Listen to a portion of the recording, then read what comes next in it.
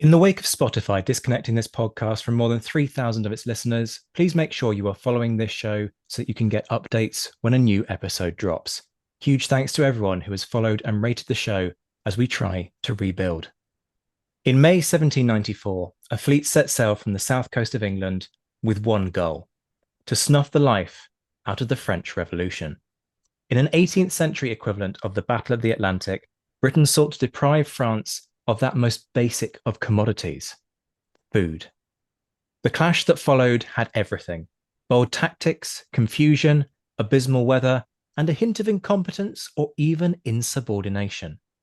This wasn't the most auspicious start for Britain's sequence of naval actions against revolutionary and later Napoleonic France, but it undoubtedly set the agenda for the next 20 years of the war at sea. Tonight, on the anniversary of the Battle of the Glorious 1st of June, acclaimed naval historian Kate Jamieson joins me in the first instalment of a new series on naval history as the show rises phoenix-like from the ashes of the Spotify debacle. We discuss everything from naval intelligence and tactics to personalities, their influence on the battle, and why this date matters, but is often just a footnote in the historical record. This is the Battle of the Glorious 1st of June. Up next on the Napoleonic Wars pod.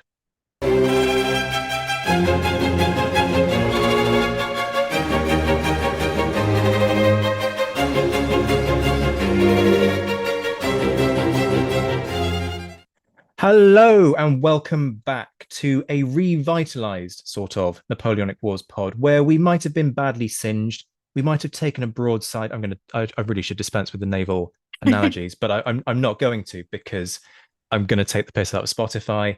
I'm going to indulge in Napoleonic nerdery, and there's nothing anybody, even Spotify, can do to stop me. We may have taken a broadside, but hey, we weren't raked. They didn't manage to cut across our stern, and we can return. This analogy isn't working. I should probably stop. But as you can tell, this is going to be a navally episode, but the first installment of a series, because I am joined by the master of gunners, both literal and figurative, because Doggy Gunner is like everybody's favorite dog on Twitter right now. Kate Jamieson is in the house, naval historian, all round kind of hiking extraordinaire, go outdoors ambassador, just general dude of Napoleonic. This isn't the best of introductions, is it? Let's be honest. But hey, you're probably used to that by now. Kate, great to have you on. How are you doing? How are things? Yeah, thanks for having me back. We're good. Gunnar is asleep, so hopefully he won't come and unleash hell on us with a squeaky toy halfway through. Yeah, but to be honest, if he did, that would probably help the ratings of the podcast. So I'm not against it at this point. Just imagine Um, now a whole podcast. There's a band, Ailstorm, that does pirate metal, and they have a dog version of some of their songs. So maybe we just need a dog history podcast. to be honest, that would probably do better than this show. Unless, of course, Spotify happens. I'm sorry, people, but I'm going to be salty about this for like the next 6 months. So buckle up. Um, right, let's talk actual history things. We're going to do a series of these. We're going to do battles, obviously. We're going to do key people. Apparently, there's some guy called Nelson who's important. We might talk about him somewhere along the line. About him a Uh, little bit, don't they? Did but some stuff. actually, we're not doing Nelson today, are we? We're in fact we're very non-Nelsonian in our first installment, which is part of the reason that we've gone with this one first. We'll also talk about gunners, and we'll talk about some of the social stuff and tactics. And at some point, I think we might have to sit down and talk about why Master and Commander is just the best film, period. 100%. Um, but Glorious First of June. I suppose the obvious starting point with this is why. Why does this battle happen? Why does grain matter so much that a battle needs to be fought over it? Yeah, so for a bit of context, I guess this is obviously happening during the early stages of the French Revolutionary Wars. It's actually the first major naval battle in the war with revolutionary France. So for those who may not know, I mean, I would hope most people would understand how it came about, but these wars obviously started after the French Revolution, uh, with Britain obviously also hoping to kind of stop that revolutionary thought spreading across. France at the time massively struggling, food shortages, you've got people starving, a lot of farmers and people that sort of worked the land were being used and conscripted for fighting, which obviously then caused problems. They'd had an awful, awful harvest the year before. And, securing these kind of food supplies is actually really, really important. So the French obviously managed to speak very, very kindly, very nicely to the Americans and offer them, I think, something about 5 million livres of gold, which obviously always helps, and persuade them to kind of ignore that neutrality that they had and donate some food. I have to look at my numbers for this one because I am absolutely useless at remembering things at the best of times, but numbers especially.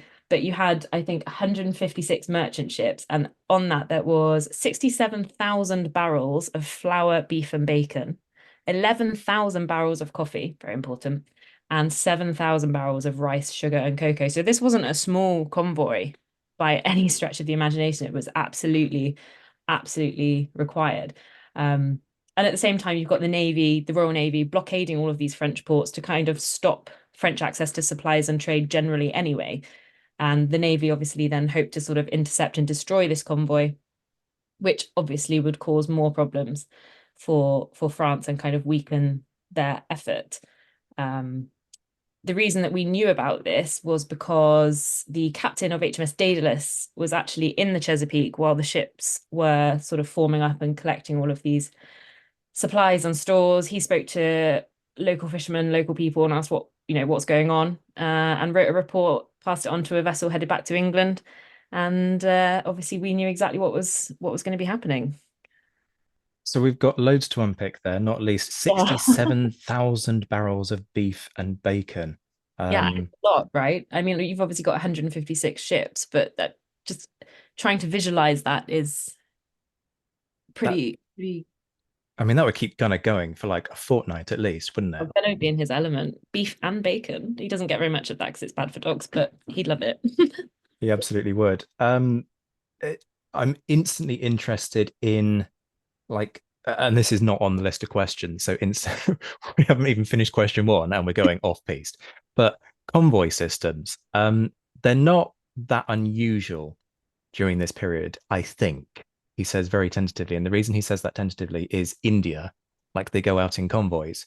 Uh-huh. But something like this, kind of cross transatlantic, I get a feeling you don't get many of these. So it's the sort of thing that I sort of feel has been, obviously everybody will go, well, look, Drake and the Armada and, the big gold sort of convoy, the treasure fleet coming across. Well, yes, okay. But beyond that, I don't, this, what I'm kind of getting at here is this has a very Battle of the Atlantic feel. So is Yeah. this sort of a one-off type thing? Is it meant to be sort of the start of a longer term relationship? Is it a new way of doing things? And in terms of the protection, are they just kind of a bunch of merchant ships, maybe the odd gun on board, you're going to France? Or is there some kind of plan for protecting this as they go along? I mean, you've kind of, so there's two sort of sides to it, really. There's I'm so bad with names. I'm a terrible historian, really, when it comes to remembering names and dates, which are the two pretty important parts. But there was I don't know, somebody in government will say, who said that basically convoys were, naval forces under the command of a person who had been appointed by the government. There's also the other side of it, which is so Roger Knight has just written a fantastic book on convoys. I'm not getting commission from this, but I just think that everybody should go and read it. And he does very much make the point that, convoys are kind of gatherings of ships going between friendly ports. They're keeping together to be sort of protected by escorted warships. And I think actually a lot of these convoy systems, especially during the age of sail, were very much governed by your kind of wind patterns, your ocean currents, the weather controlled everything. The further north you went, you had obviously problems with ice, you had harvest seasons. There are all these different factors to kind of think about. But yeah, no, they're not purely from sort of the Second World War. They all through the Napoleonic Wars, there was sort of convoy management. And a lot of it was there's a lot of admin around it as well. You had to keep to your instructions, keep with all the other ships. You had to keep up on all the signals. You had to avoid collisions, especially when you're, transiting at night, which you would still be doing. Um, the slower ships would have to be towed if anyone was in trouble. You had to think about that. There's a lot of different aspects to think about, really. Um, the warships that are escorting these ships as well. I mean, a lot of warships are kind of designed to reach a point of battle as sort of quickly as possible and go into fighting. But because they're escorting much slower ships, they're having to sort of trim their sails constantly so that they're not, whizzing off into the horizon and leaving everybody behind. So there is a lot of logistics. And I think actually the convoy system is kind of at the heart of British naval strategy at the time, but people sort of overlook it quite a lot in favor of battle. I think logistics is always the most important, isn't it? You're not without logistics, you haven't got a fleet working, and it sort of goes in with all the people you have on a ship. Without those people running the ship, your gunners, your carpenters, you don't have a ship. Without logistics, you don't have a ship. Logistics is one of the most important things to think about, I think. Logistics wins wars. Already today is a learning day. Like I had no idea how complex this was. The only thing I kind of vaguely knew about convoys is inevitably you're stuck at the pace of the slowest ship. So Absolutely. if you've got sort of a sprightly vessel underneath you, it must be incredibly irritating. Um, I mean, this isn't me saying that I judge people who walk slowly, but when you're walking down the pavement and someone is drifting along in front of you and you want to whiz past and you can't. That's how I imagine it being, just slightly frustrating, isn't it? I am that person constantly kind of weaving through, like, get out of my way. Why are you dawdling? I'm glad it's not Um, just you. Yeah. no. Although I'm kind of to the people who have like obvious People, mobility yeah, absolutely. challenges. Absolutely. But it's the people that stop and they're texting on their phones as they go along, which obviously wasn't a problem for people in the age of sail. Or when we've completely gone off naval history, but when they step out in front of you when you're driving and then Yeah. just kind of dawdle across the road and you're like, what are you doing? Anyway, back We to digress. yeah, just slightly. I don't think internal combustion engines were really a factor in the Napoleonic era, although perhaps we should consult Ridley. Um, so rabbit hole number whatever we're on already, and it's the naval intelligence thing. And you sort of dropped a pointer about this, about the captain, Of um, Davis. Yeah. yeah, in the Chesapeake, and he sends the word back, and so suddenly sort of the cat's out of the bag for the British government. But that's great, except that they need to know where this convoy's Hmm. gone, because it's not sort of radar, radio communications, all of that kind of stuff. They can't just bust out the satellite connection and work out, precisely where this, Back the admittedly, AIS. exactly, Yeah. they're not going to just pluck it out of the air. So how does that process of communicating this back and forth work? Because this is going to be key to a lot of what we talk about in this series. Nelson at the Nile, missing Napoleon's fleet by literally a matter of hours, and that kind of the back and forth and naval communication and intelligence and trying to get the word around. So how does it work? So I'm going to sort of approach this one in a couple of ways, I think, because I think part of it does come down to the frigates and part of it does come down to kind of the blockade system in a sense, but I will link it in. Uh, you've obviously got the whole concept of kind of human observation, communication. Your frigates are your most important ships for intelligence, I think, and I think most people would agree. They are fast, they're maneuverable, they can get closer inshore sort of slightly less easy to spot than perhaps your giant first rates, but I mean they can sort of go in and out a lot easier. And they would generally sail kind of ahead of the main fleet, gather information about enemy positions, movements, what's happening, speaking to different people. Collingwood once said that it was, what did he say? It was wonderful the amount of terrorism a frigate could inspire on an enemy's coast, which I think is a great quote. But as well as that, you had to kind of focus on people, so local merchant seamen, fishermen, traders, people who traveled for work, so actors, lecturers, musicians, diplomats. Anyone that traveled could, in theory, be asked to report back on anything. You would have people reading, whatever foreign papers and press they could get their hands on. You also had the concept of sort of signal interception and, if you're lucky, the capture of enemies' signal codes. But the main thing I think for this is the kind of blockade system. So Brest, where the convoy was actually headed, is actually only 150 nautical miles from Britain. Um, and pretty much we conducted a permanent blockade of it for a very long time. And Brest is pretty unique in that it's quite problematic. The reason it kind of became the main Atlantic base for France is because it provided like a really, really good shelter from westerlies. So you've got two sort of types of blockade. You've got sort of your fleet being further out because it gives you more room for weather and things. But for somewhere like Brest, you wanted an inshore blockade. So you were really keeping an eye on the French fleet, keeping them trapped, not letting them out.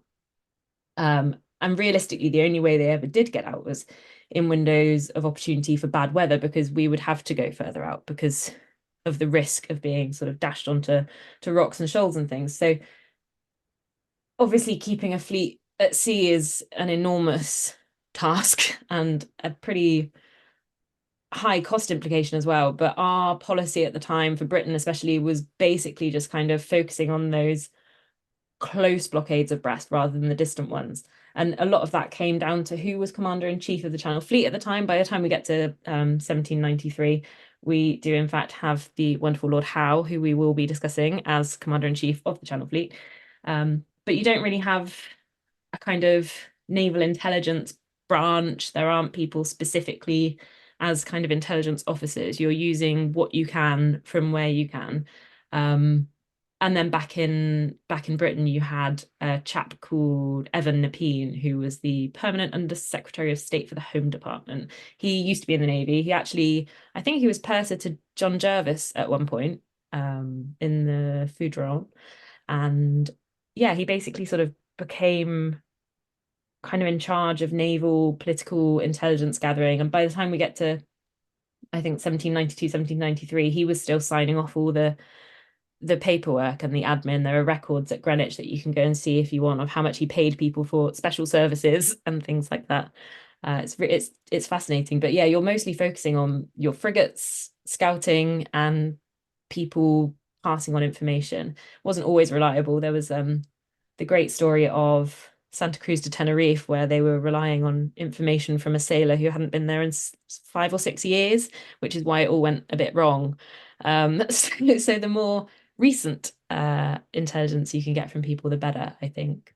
But yeah, it was definitely a pretty together system, I would say, at this point, in terms of where they were getting their information from. So many rabbit holes, so little time.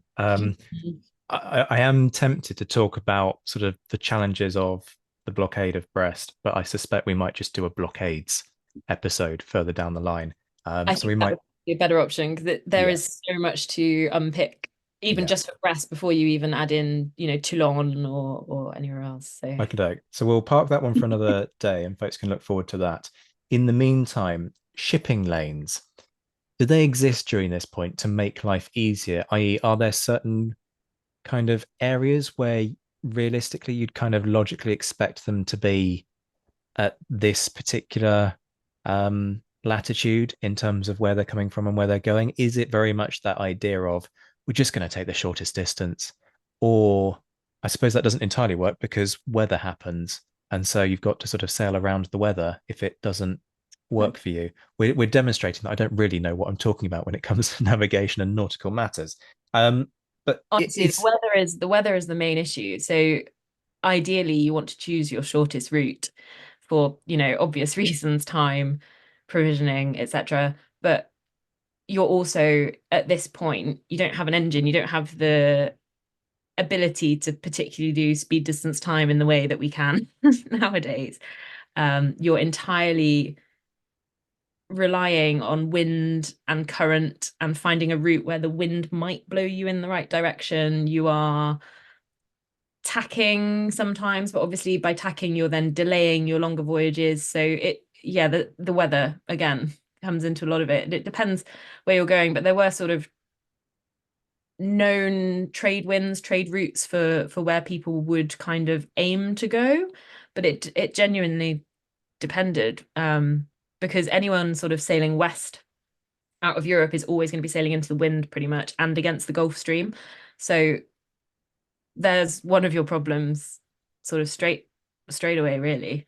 Um, I think We it was might even need to do a episode when on like navigation, and there are many things that we're going to talk about over the course of this series. Okay, so we've got a sense of the challenges of trying to locate this fleet. Before we get to actual fighty stuff, technical term, um, I want to talk about the who we've got involved in this, and what these respective navies are looking like, because this is essentially a fleet action at its heart, albeit instigated by this convoy.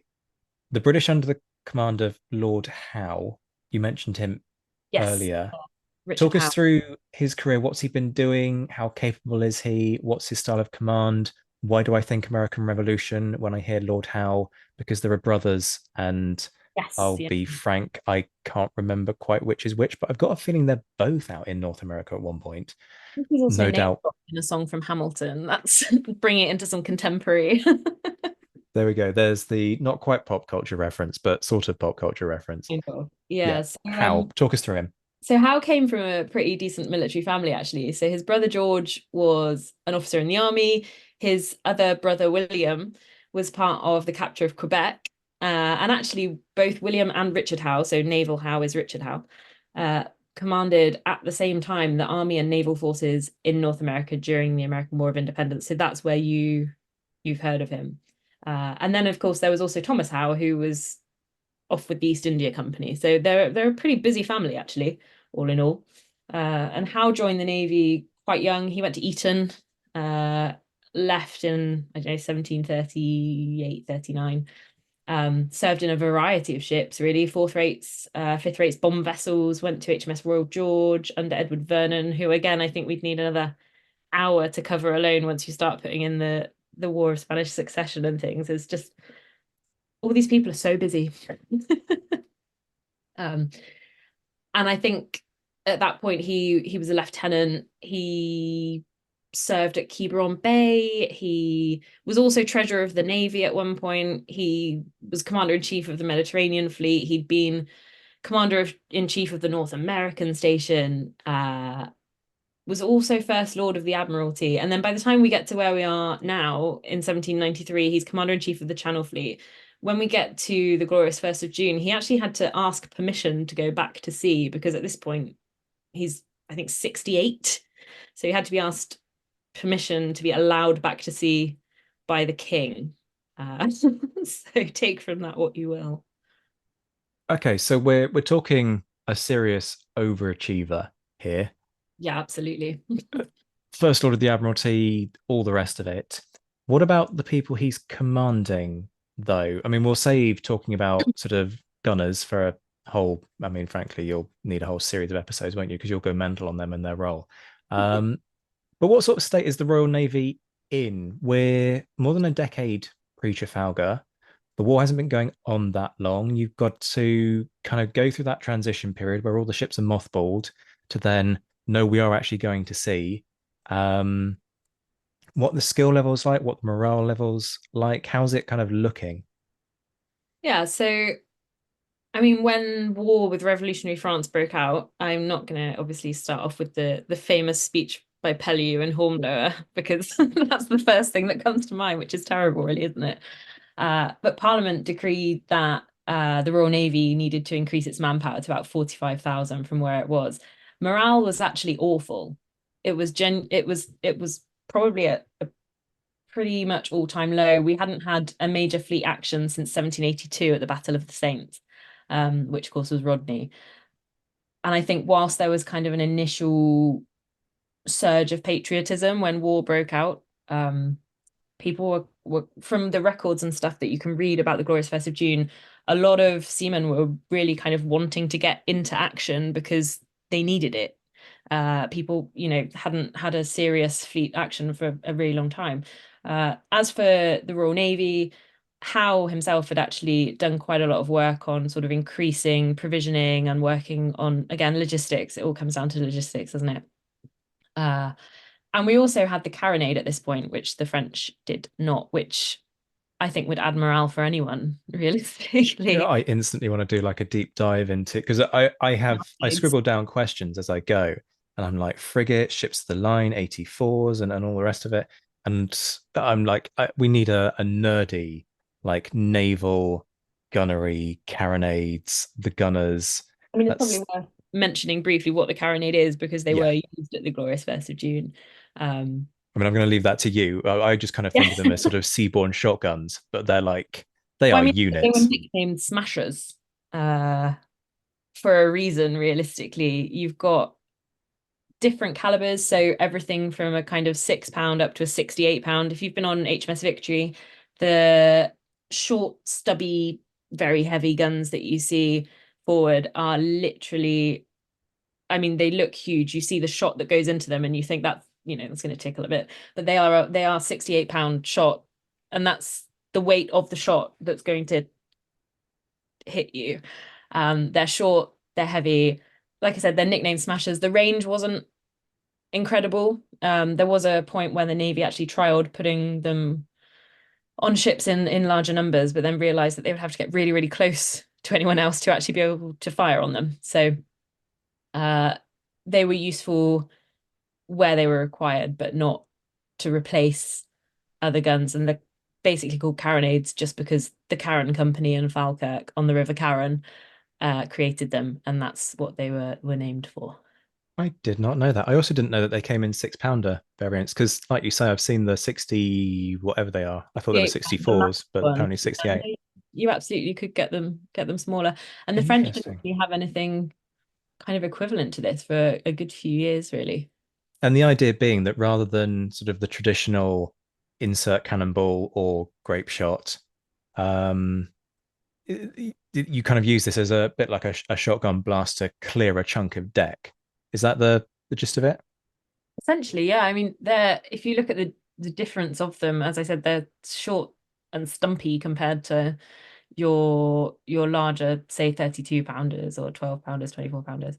Um, and they were kind of designed like we said to kind of create that absolute damage, but also just people were quite worried about them because they hadn't come up against them before. um yeah, it's interesting. You can see quite a few of them in various places sort of dotted around. They found a few on wrecks and things. And we mostly used them up until the 1850s, I think. So again, shorter range, but absolute annihilation almost. And now I instantly want a shipwrecks episode as well. What we are basically doing here is providing a list of things that may appear on this podcast in the future. Um, Back to the focus for today. Mhm. These gunners, like I say, we won't just talk about what we will talk about, the who they are and all the rest of it, but that's a whole other episode. But when it comes to the Glorious First of June, we've got an instance of a female gunner, haven't we? Sort of, yeah. So there was someone called Mary Ann Talbot, and she was actually serving on board in disguise as a chap called John Taylor. Uh, and she was at one of the guns on the quarterdeck, so responsible for handing cartridges to the men. She actually ended up being injured by grape shot, and it got her in the ankle. And there's a really good record of her writing that she attempted to rise 3 times without effect, and in the last effort, part of the bone projected through the skin in such a manner as wholly to prevent my standing. Ouch. She then, on top of that, got shot by a musket ball through her thigh, was taken to the surgeon who couldn't remove the grape shot because it was basically in and around her tendons. So she survived. She survived the battle, but she ended up with that bit of grape shot in her ankle for the rest of her life. She kept the limb even with a Oh yeah, protruding absolutely. fracture. Yeah. So they managed to repair it. She ended up with just a bit of random lead in her ankle, which obviously isn't great medically either, but pretty impressive actually. Does she get a pension after the war? Because, if the word gets out that, well, you're not male and the Navy's sort of an all male environment, you It's a can good sort of question, imagine people actually. going, oh, well, I don't think we can sort of give you your pension because you don't technically qualify, sort of thing. Does she I, get her dues? I don't know. I'd have to go and have a look into it a little bit more. I would hope she'd get something, but equally, she's there by fraud, really, isn't she? I suspect it's much the same as oh, what's her name? pretend to be a Marine, Hannah Snell, I think her name was. I presume similar again, similar situation perhaps. But I mean, you obviously did have women on board ships at the time. There was one woman actually at the Glorious First of June who ended up giving birth on a ship. So there was all sorts all sorts going on. You've got women giving out gun cartridges. You've got another woman giving birth on one of the ships. Yeah, there's a lot going on. That was on the Tremendous, I think she gave birth. That has got to be the most stressful labor I imaginable. mean, Um, imagine going into battle is probably what induced it. yeah, well, yeah, I don't think they're going to use that in modern medicine, probably. no, don't But recommend. Okay, let's turn this around and talk about the French Navy. How are they looking in terms of morale and equipment and all the rest of it? Because we have this kind of sense of kind of, and this is a kind of a Trafalgarism, isn't it? Oh, by ah, the French know that the British are just better, they fire faster, etc., etc. But this is we haven't got to Trafalgar yet. We're a long way from that sequence of British naval success that leads to the Trafalgar mentality. And also, what sort of commander is Villaret-Joyeuse? yeah. So I mean, you say about the kind of Trafalgar myths about firing faster and things, but that's kind of still at play here to some extent. So the French Navy is not in a great spot at this point in time. I think terrible is probably an understatement. I'm sure the French naval historians on Twitter will come for me, so I'm really sorry. But I think it's also important to remember that we are an island and France isn't. And I think France very much had the idea of kind of, I don't know, we very much see the Navy as a sort of a wooden wall protecting Britain. The French didn't have that. They didn't think of it like that. So for France, the army, I think, took a lot of the finance and a lot of the money, and the Navy was kind of a side project that people went off to do because they were aristocrats from the land and they just went off and did their little floaty things. It wasn't seen in the same way as it was for Britain, where we've got so much coastline that we've got all of these people we can draw on.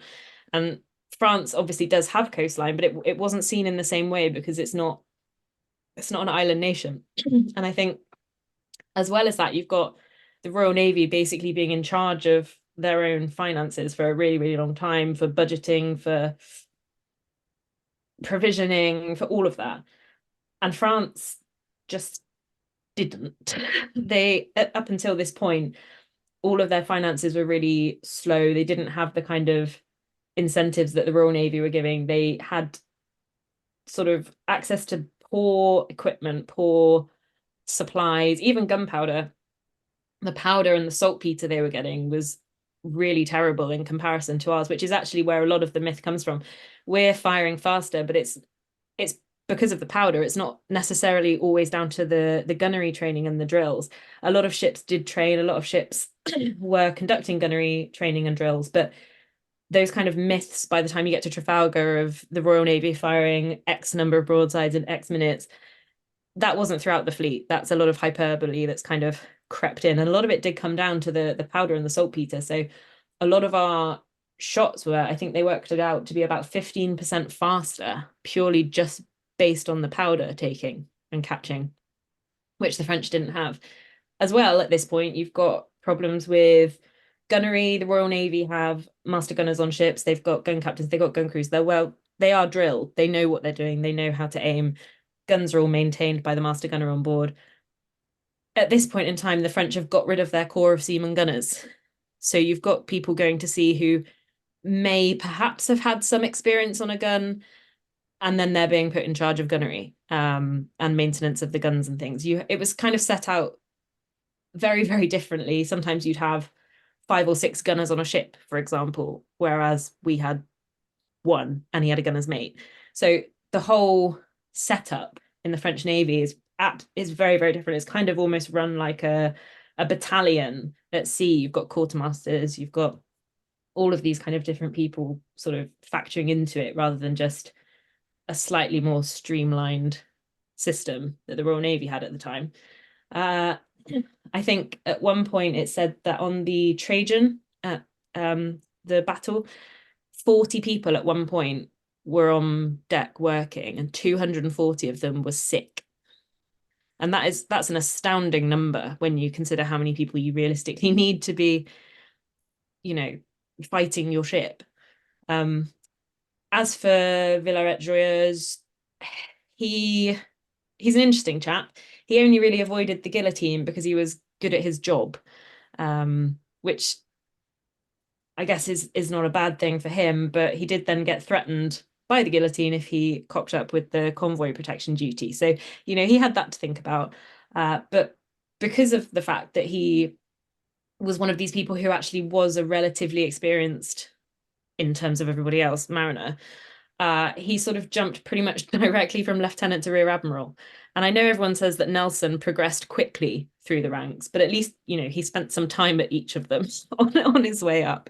And by the end of the glorious 1st of June, he actually then got promoted further. So he's done this massive, massive jump from lieutenant up to, I think, vice admiral by the end of it, essentially, without spending much time anywhere in between.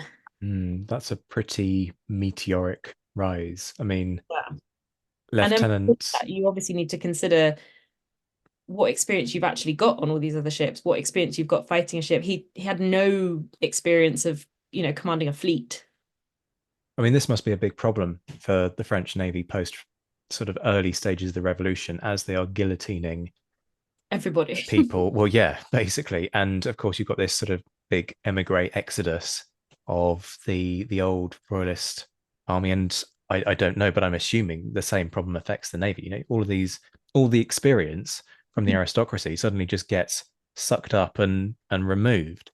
I mean, the only reason that the next year Jean-Bon Saint-André named Villaret as the commander of the Brest fleet was literally just because he was able to maintain discipline on his ship. There's not particularly a reason to promote anybody, I would say. It's not a ringing endorsement, is it? Your crews didn't mutiny, therefore we're going to give you a promotion. Yeah, yeah. He did actually resign from the Navy a few years after this, 1796. He resigned because he wanted to protest against the state of the Navy, and also didn't really want to invade Ireland. So he left the Navy eventually in one of their tours. Interesting. I would like to tell you the exact date, but it's the Revolutionary Calendar, and it makes absolutely no sense to me. Fructidor or something, I think. It's always a fructidor or a thermidor or something, isn't it? I Um, wish I understood it, but it caused me all sorts of headaches while I was going through my master's I can well imagine. archive research. Something that ends up being really key to this battle is the weather gauge. I mean, it's key to all of these battles, actually.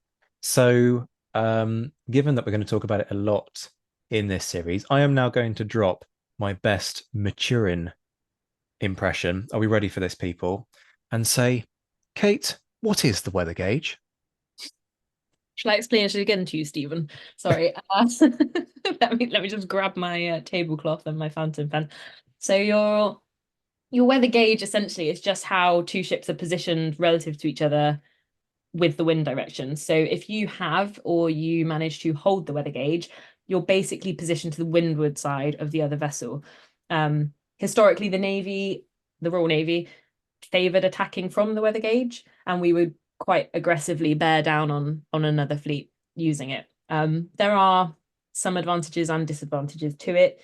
If you're on the windward side, you are often kind of almost in charge of that engagement, the time, the place, because you're there. If you're holding that weather gauge, you can also kind of move at your own pace towards the enemy, which they don't have in return. So most of these things that I'm giving as advantages are actually, a problem for the fleet on the leeward side.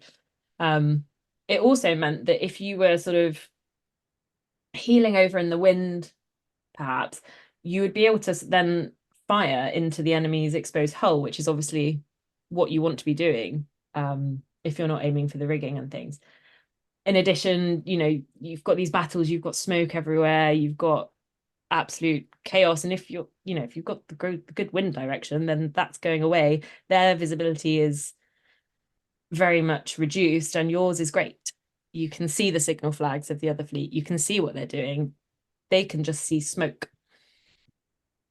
So it works in your advantage. And obviously if you decide to bring fire ships in, which I love a fire ship.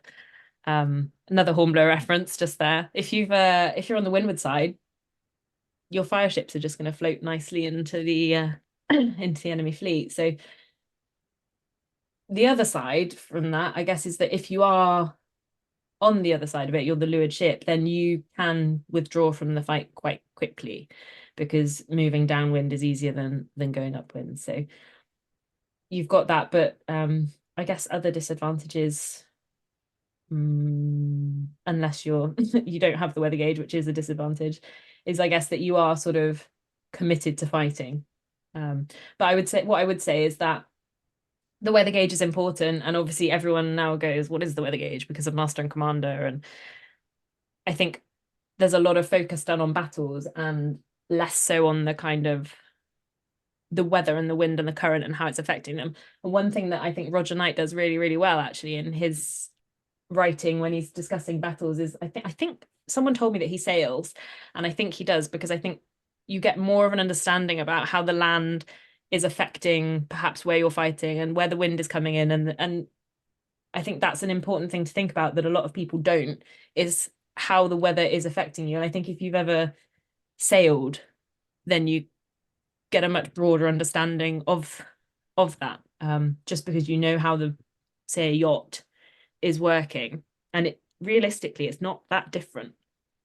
But the weather gauge, it's important, but it also needs to be taken in conjunction with, actually having some leadership on your ships, training your crews, communicating, your intelligence that we discussed earlier. And I think one of the things that worked really well with people like Nelson, for example, is that kind of flexibility that he gave people to kind of adjust to the situation, and just sort of work towards a single goal, as it were, but using that to your advantage. We will return to the battle in just a moment after this important public service announcement.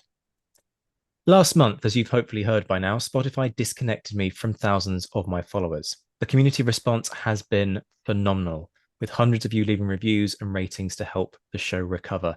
It's been humbling and genuinely touching to see how much this show clearly means to so many of you. There is no quick fix beyond trying to rebuild the connection with the fan base organically. So if you're listening to this, please just double check that you are following the show so that you'll get the alerts when the new episodes drop. And be sure to scroll back through the catalogue, listening to any of the 200 plus episodes that you missed, and maybe revisit a show that you've previously enjoyed. Huge thanks to all of you for the love and support. Spotify may have attempted to leave us dead in the water, like an aging man of war, but this aging man of war will not go down without a fight. I told you I'd milk the naval references given the opportunity. Now, back to the show. So we call it the glorious 1st of June, but it doesn't all kick off on the 1st of June, does it? So take us through the early engagements. I think this is the same with quite a lot of naval engagements, actually. I mean, even Trafalgar's on the 21st of October, the actual battle. But if you include all the sort of subsequent skirmishes, as it were, you're actually going into sort of November. So, and it's much the same with this. It's the glorious 1st of June because that's when the sort of main engagement took place. But actually, we're going right back to kind of the 21st of May, realistically, because they're at this point they're kind of 400 miles out into the Atlantic. It's called the glorious 1st of June because there isn't a nice shiny cape to name it after, Trafalgar. So the French actually managed to escape Howe's blockade of Brest on the 21st of May, which meant that the British fleet was blown off station and the French could get out. So Villaret heads out trying to keep his ships sort of stationed between the Royal Navy and the convoy because he knew where they were coming in from. Good intelligence. And Howe actually ends up spotting them about 7 days later, I think, around the sort of 28th of May through the fog. So the first kind of engagement really starts on the kind of 28th of May. So it's a good few days, this sort of process. I think it's important also to note that once the British had kind of formed their line, the French changed course and they altered course. And some people have said that that was because they were being cowards. But actually, their plan was to kind of lead the British away from the convoy again, which actually very sensible, quite a wise choice. And Howe ordered the General Chase at this point, kind of intending to engage the rear of the French fleet. The sea was so rough that Thunderer actually lost part of her figurehead. The ships are rolling everywhere. They're trying to ditch a load of stuff off the decks that they didn't necessarily need to clear for action. And that this is the point where the woman I was telling you about had a baby. So they're rolling around in really, really heavy seas and swells and things, whilst also trying to prepare for battle and clear for action. And someone's just having a baby, just to add to the general chaos. So yeah, Howe went kind of to the rear, tried to bring about a sort of a general action. I think people were at this point, like I said, people wanted to get into battle. They were eager to fight. And again, after this kind of chase, the momentum was building, really. I think the first ship that opened fire on the French was HMS Russell, because mostly she'd ended up a mile closer than anyone else due to the weather, which isn't really a position you want to find yourself in. But we had a few sort of 74 gunners leading the way, and then Bellerophon actually found herself in contact with the French. And I can't remember who it was that said it, but apparently she gave them a very warm and fierce reception, um, which I quite enjoy. Um, we Love how focused understated these always a warm reception. warm and fierce reception, and but they did say the enemy returned it with great vivacity. So even if we're saying that the French are struggling at the time, at least they kind of put some heart into it, I guess. And they actually fought pretty well. The destruction over this period between the two fleets is actually pretty immense. You have one ship that actually ends up starting to sink, which is sort of unheard of, which I guess we'll come to shortly. But you've got all these ships firing on each other. The British focused most of their attacks on the French ship, the Revolutionnaire. She's 110 gun, probably the largest ship there. She actually ended up losing her mizzen mast because it caught fire, fell into the sea. She did carry on firing before she then lost her foreyard, main yard, and main topsail yard as well. So she's really struggling. She's sort of dead in the water almost at this point.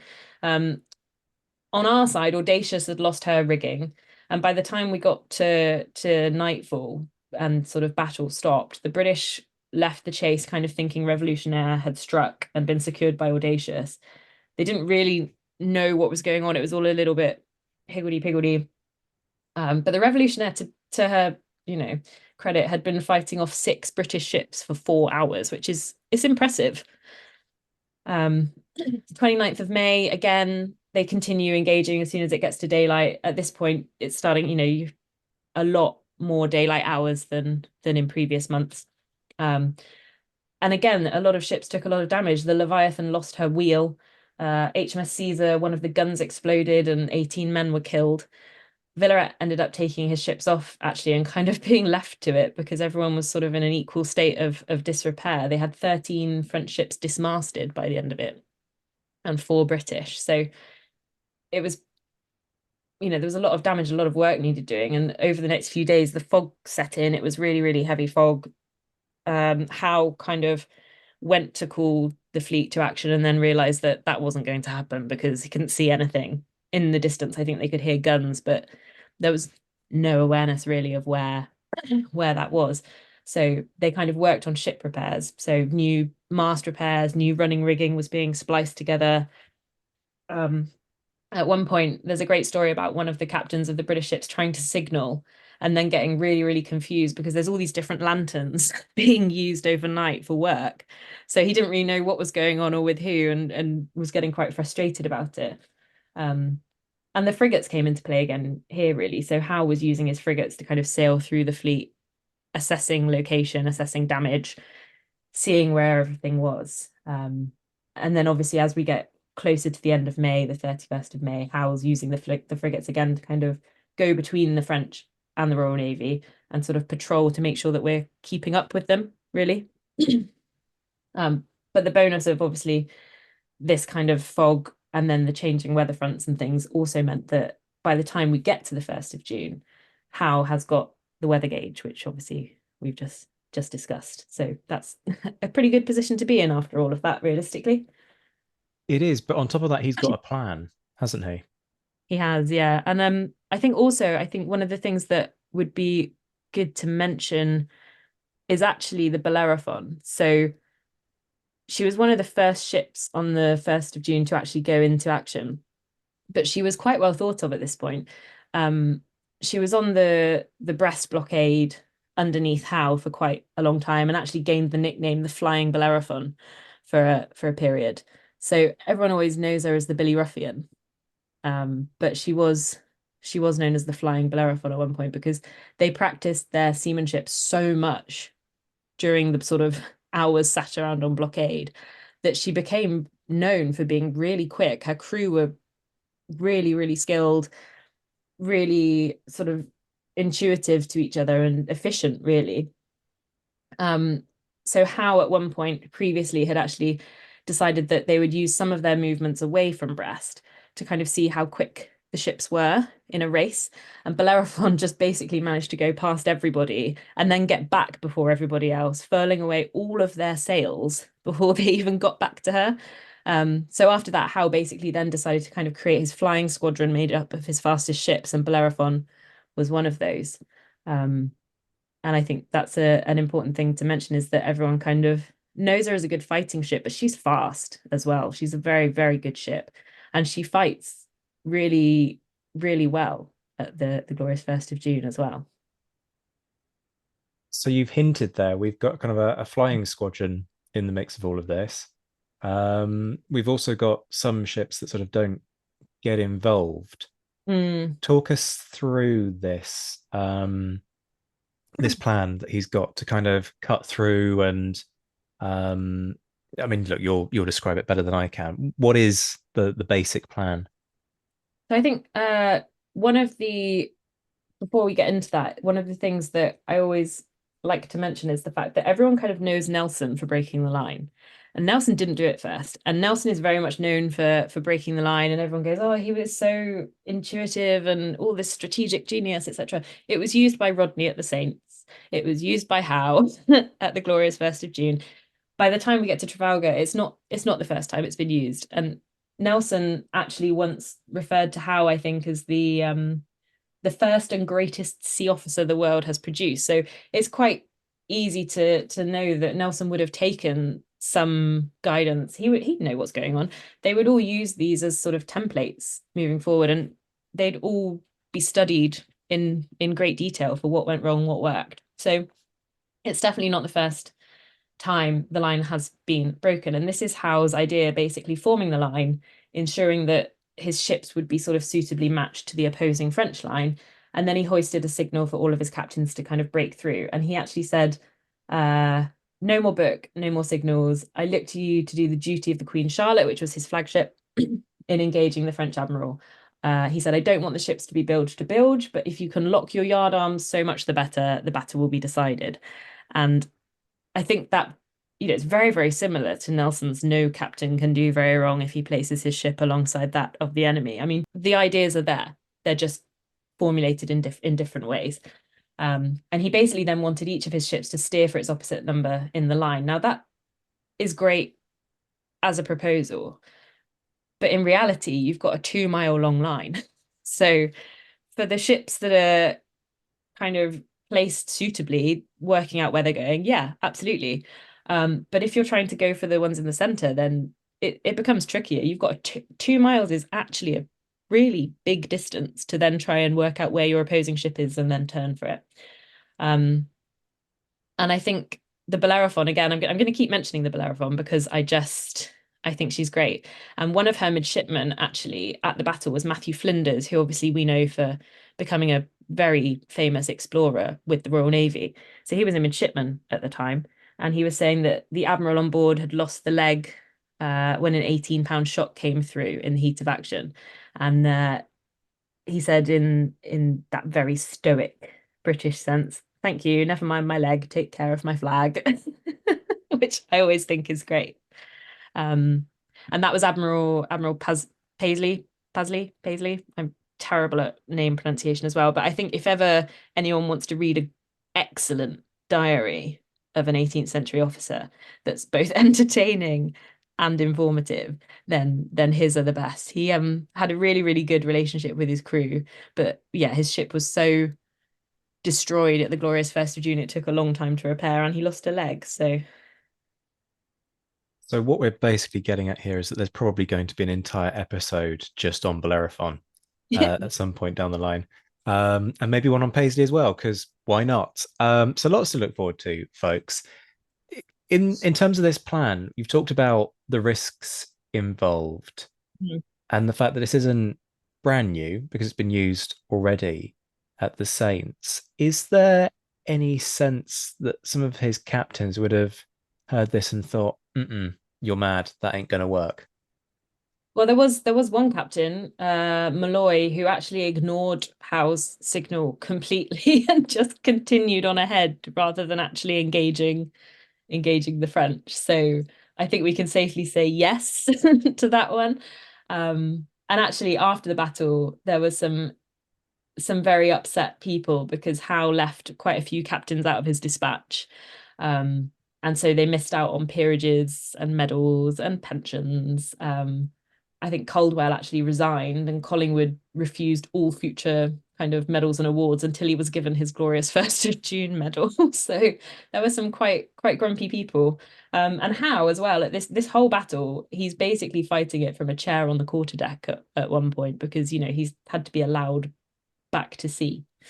Um, I mean, the guy's in his, what did you say? Was it yeah, late 60s or late 70s? C8. I mean, he's an elderly guy in an age where people really don't tend to live into their sort of 70s.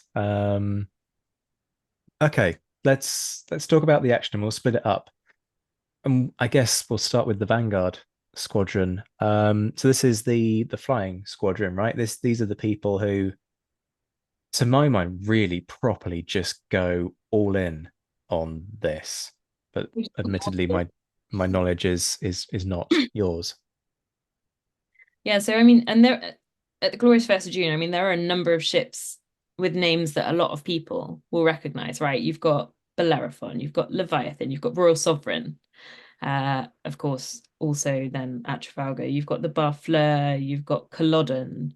I mean, these are all ships that then continue fighting in the Navy for a good few years after. I mean, and they're very well drilled crews at this point. Um, I think interestingly, yeah, it did. So it began at the van, but then it kind of spread quickly throughout the line and became quite a general battle. Every ship ended up fighting by the end of it. Howe obviously headed for the French flagship and was kind of waiting to fire for the stern of the Montagne to kind of give that the raking broadside that you were talking about earlier. And he was sort of on a slightly angled course really towards the French line. So obviously I can't show you the positioning, but if you look at it, you've got this very nice straight line and then a load of ships coming in at kind of a 45-degree angle towards it, which is it's yeah, wonderful to see really. And so yeah, you had every captain basically having this kind of opportunity to fight. You've got Howe passing in, they go past the Vengeur, maybe three ships, I guess, back from the flagship. And they waited, like I said, to fire that first broadside until they knew when it would go. So there's a a story about them having to wait, and the gun crews were incredibly frustrated about withholding fire. Um, and they were saying, for God's sake, Captain, let us fire. Consider that two poor souls are slaughtered already. But he wouldn't let them fire until they literally came within the sort of stern of the ship that they were due to be engaging, which is logical, really. But when you see people being shot down around you, it is frustrating. And the Orion gun crews were very, very frustrated and saying, well, he's clearly not in the habit of firing soon. And I've I love all these kind of the stories from the people who are actually fighting. So I think so much focus gets put on people like Howe and Jervis and Nelson and Collingwood. And actually, to me, the people who are fighting the ship are probably just as important, if not more, because without them, you're not winning any battles. I say this obviously because I've spent years looking at gunners, but um, it was In my only head, I've got Lieutenant Pullings from Master and Commander going, "She's not in range yet. Stand fast till she's close enough." You know basic. that, that's the That's mentality, literally isn't it? it. Literally exactly it. So they were laying down by their guns, just waiting for the order to fire and keep focused and keep calm. Um, and that was the main issue. And I mean, the problem they've had initially was actually getting to the French line, because the French admiral sailed a lot quicker than the Queen Charlotte. So Howe had to kind of set all of his sail to get anywhere near him, which was a problem to begin with. But then by the time they did get there, the Queen Charlotte's guns literally destroyed the aft of the French flagship. And I think it's interesting to see these two admirals, two fleets, two really quite keen on fighting chaps. And they, it wasn't just France fighting the French fleet fighting the Royal Navy, or Villaret fighting Howe. It was kind of seen to be that sort of George III against Robespierre. And that's kind of what I think drew a lot of people on while they were fighting. And the Queen Charlotte was damaged. She broke the line. Obviously, most of the masts were shot away. I think it was her main topmast actually that fell into the water. And somehow the captain of the main top, despite going absolutely flying down from, I mean, that's quite a height into the water, then just swum alongside and climbed up the rigging back onto the ship and continued fighting. Like that's an exceedingly high, or large fall, long drop, whatever you want to call it. Um, I mean, his luck. That's Very, five of your nine lives right there. absolutely incredible. Um, And at this point, you've got the Queen Charlotte basically crippled. People are fighting everywhere. The sailors are on deck. Those aloft are kind of cutting all the rigging away, really. Howe is quite lucky at this point, I guess, in terms of how he's commanding the fleet. Some of the other ships are kind of trying to find some more gaps. Um, I think it was the Brunswick that went through and sort of crashed into the side of the Vengeur, and they basically became completely locked together. The anchors were all caught together and the shrouds were all caught together. And it was the master who asked whether they should cut it clear. And he said, nope, we've got her and we're going to keep her.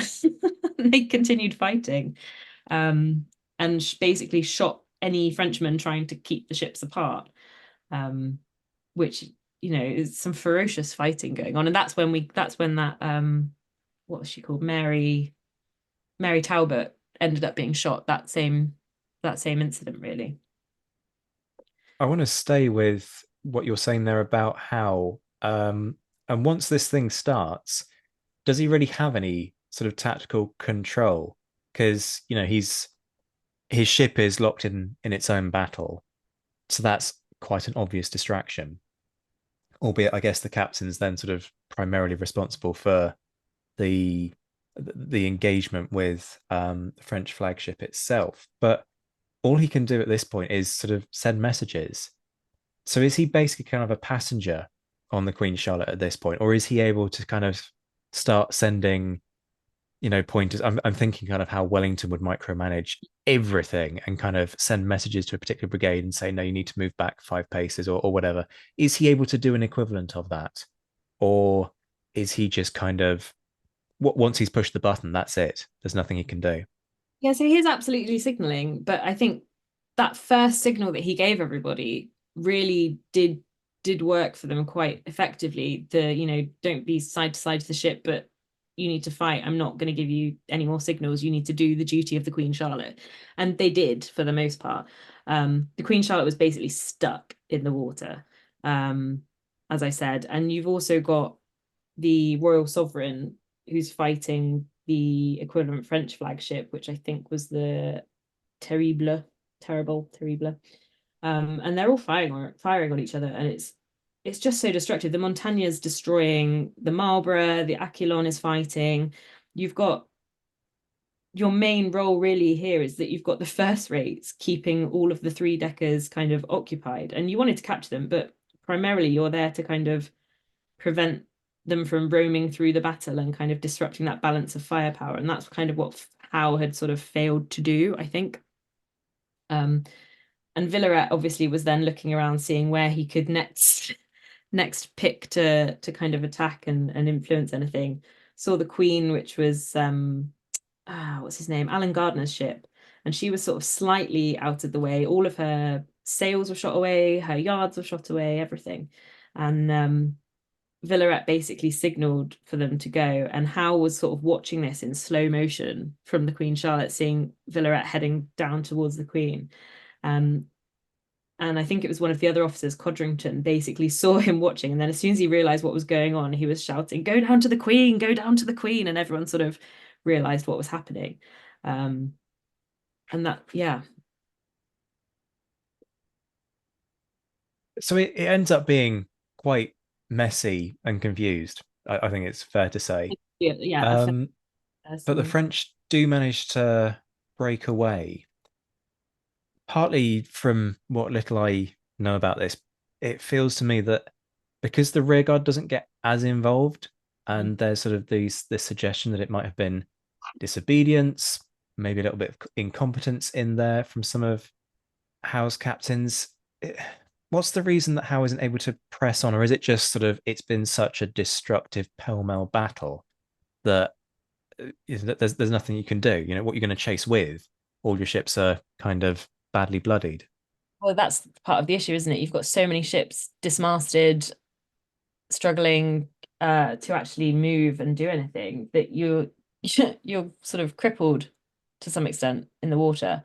And I think the convoy does obviously make it through, and obviously I think it was the Vengeur actually that was Hold that I was saying about earlier. She is starting to sink, but it's not kind of seen as a an ending really.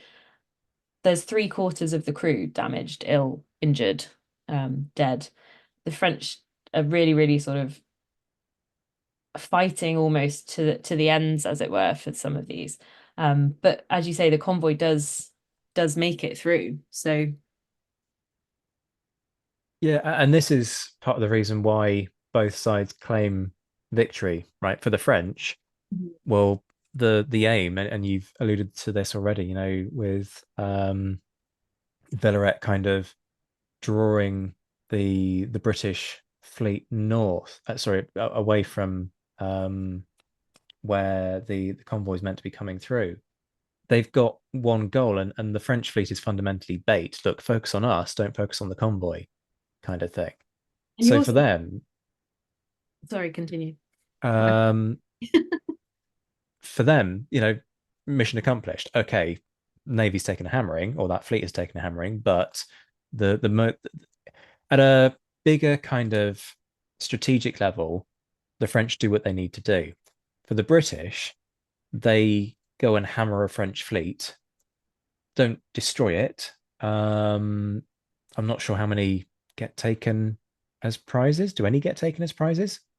Um, but you know, who's got it right here? I guess is what I'm getting at. Are the British kind of right in claiming it a victory, or is this kind of well, I suppose it is a Jutland scenario, isn't it? You know, Yeah, I mean, who's I think it depends how you look at it.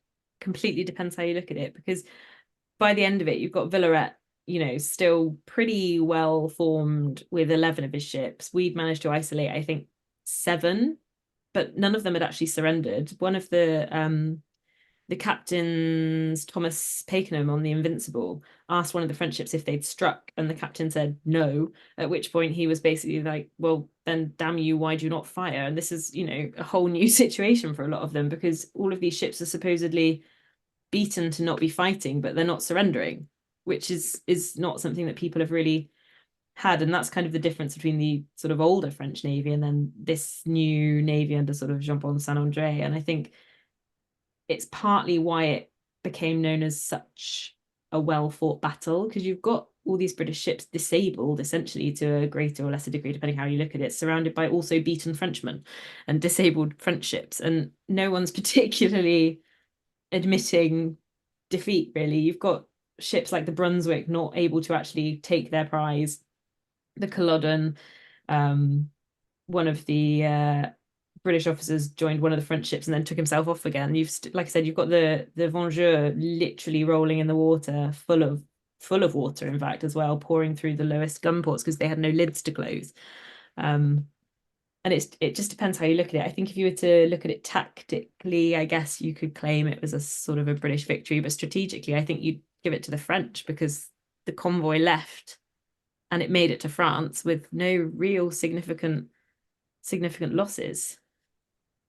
So you're not going to go full Captain Pelu on me and declare that there's no power on earth that can withstand the might of the British Navy. Is that the gist of it? I think the French would shout at me for it. Although I do love that speech. I think that should be played to everybody before everything. We Um, should maybe we'll have to do a deep dive into Hornblower as well. I think it's somebody essential. said that the French had basically fought desperately, but with great rascality, which I like. These descriptions are Fighting in a just rascally manner. they're second to none. We don't get this in the Peninsular War. You know, It's no, it's all sort of very genteel. It's clearly a kind of an 18th century the way of Navy. talking about things. Maybe it's a Navy thing. I don't know. Um, I mean, I've not obviously spent time looking at any of the army records particularly, but I do like the lines that come out of these letters about people's villainous behavior and things like that. the closest we get is Rupert Everett with his sort of bad tea and biscuits Wellington impression. Egotism and lack of simple good manners. But it's bollocks to put a blunt stance on it. You know that's not how the army talks. But maybe the navy, it's a different story. More research needed from me, I think, on that to compare like how they talk about their enemies. Um, Maybe there's an episode to be done on that. Um, Howe himself. How does Howe? That's a well phrased question, but how does Howe come off of all of this? You know, is he sort of suddenly kind of seen as what Nelson will be go on to be seen? If you know where I'm kind of going with that, or do people kind of go, well, you won it tactically, but you fumbled the strategy? Well, I mean, he was, you know, given Admiral of the Fleet, which is a couple of years later, admittedly, but he was continuing the Navy and promoted. He was actually he's quite well thought of. He's very good at kind of not peace talk isn't the word I want. He was quite diplomatic. He's a very diplomatic chap, I think, is the way that I would put it. Um, so he got the Naval Medal and Chain. A couple of years later, he's promoted to Admiral of the Fleet. But one of the things that I think we should mention, although not related to the Glorious First of June, but kind of ties into how he thought about the men, was that he was the person that they called on when we had the Spithead mutinies in 1797 to actually speak to the people. And after that, some level, some modicum of agreement was actually kind of reached. And I think that's probably a good sort of way to finish chatting about how, because it kind of gives you an idea of his personality. Because if you've read into the Spithead mutinies, everyone was so angry and so ready to fight. And the fact that this one person managed to sort of go and chat to all the men and then managed to calm them all down, I just think it's really, really impressive.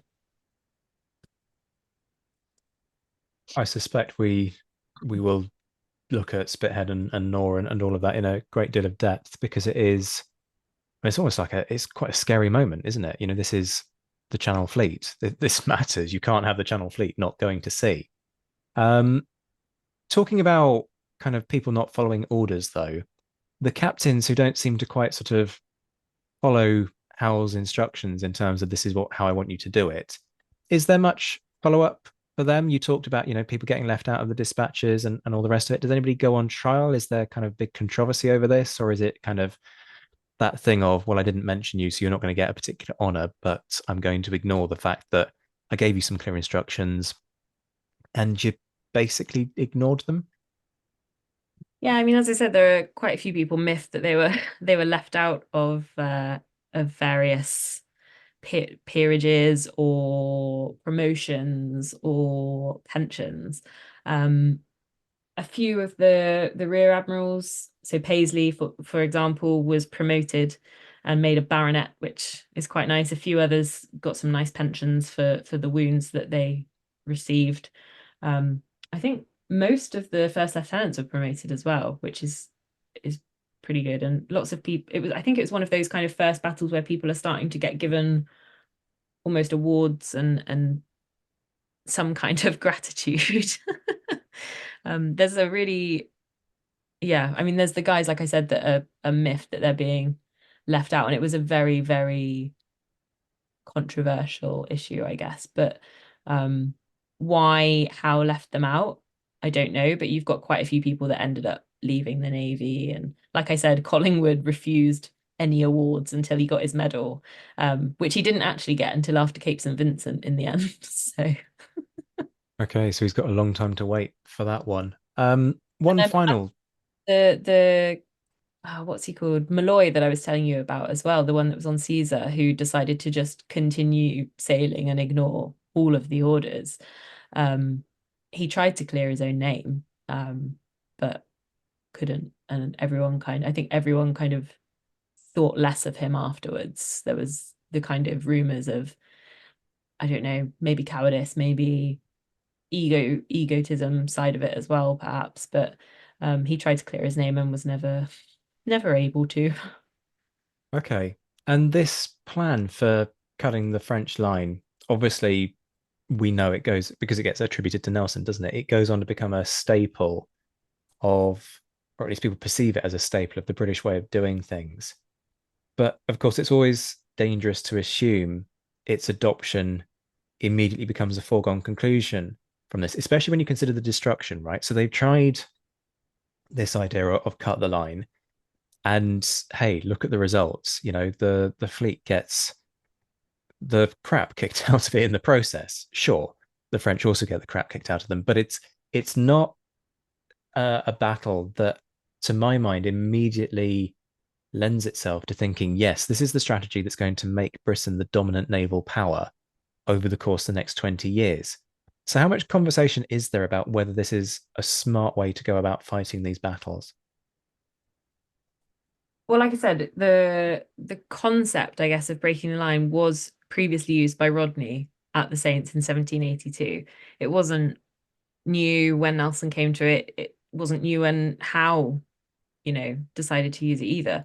Um, but I think it's interesting to note that both of them kind of fought their final large battles using it.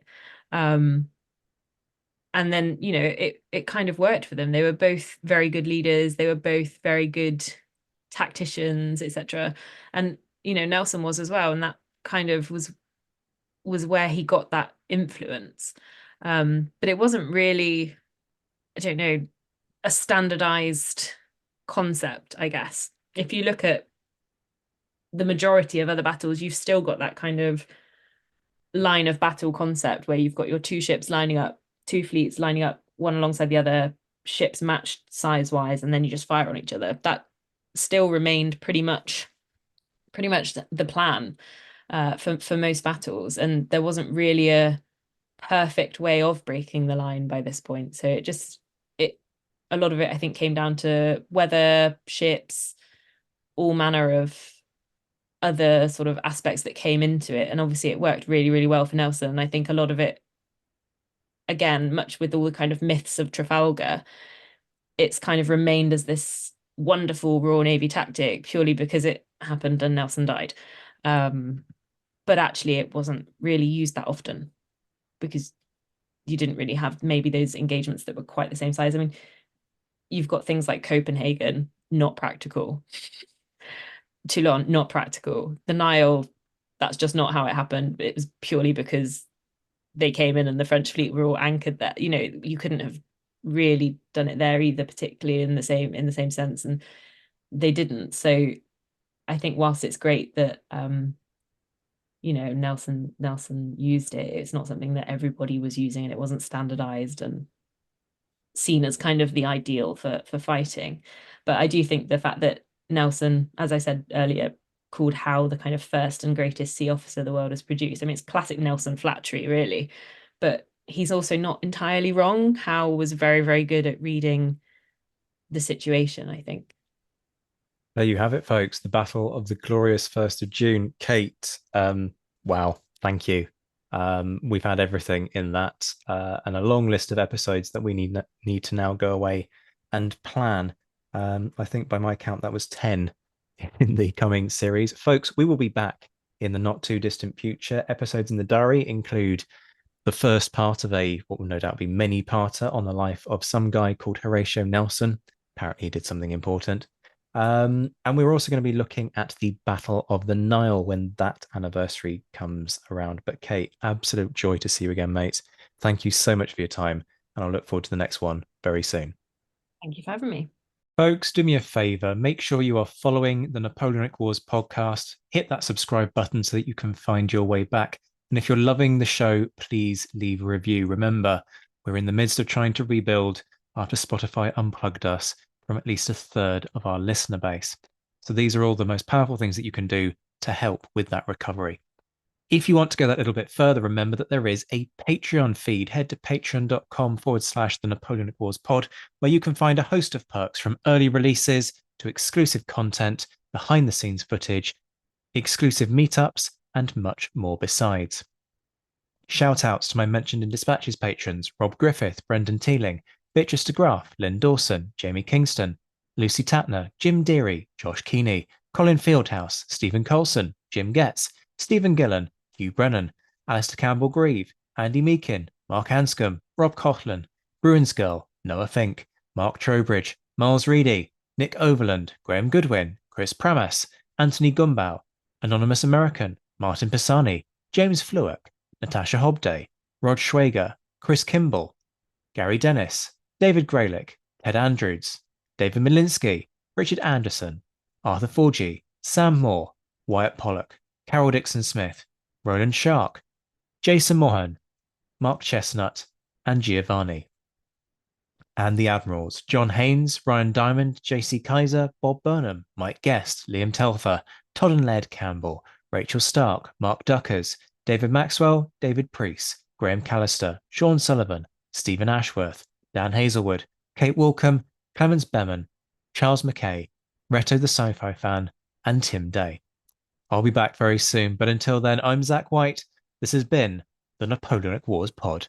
Take care of yourselves, my friends. Stay well, stay safe, and as always, thank you for listening.